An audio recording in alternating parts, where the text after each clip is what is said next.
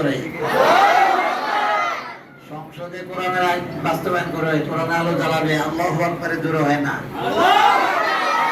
আর জোরে। কোরআনের পক্ষে থাকতে হবে, কি বলেন?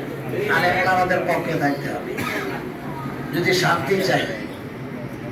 আর যদি বলেন যে না অশান্তিতে চাই, তাহলে বাস, যারা বোতল নিয়ে পড়ে থাকে তাদেরকে ভোট দিবেন। যারা তাহাজ্জুদ পড়ে, যারা 5 ওয়াক্ত নামাজ পড়ে তাদেরকে ভোট দেন, তাহলে শান্তি পাবেন। ঠিক বললাম না? ঠিক বললাম?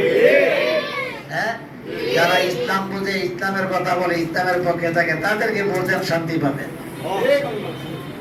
আপনি তাল গাছ লাগাই আম খাওয়ার চিন্তা করলে পারবেন? হ্যাঁ,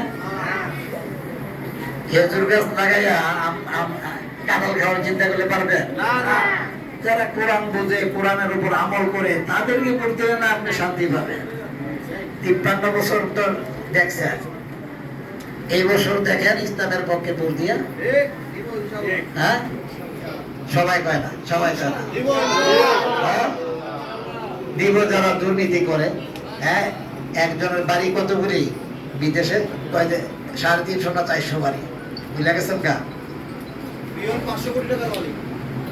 আরে 350 না 400 বাড়ি, আর এটার কথা তাইলে নিজের বাড়িও তো 1 বছর ঘুরা দিয়ে শেষ করতে পারবে না।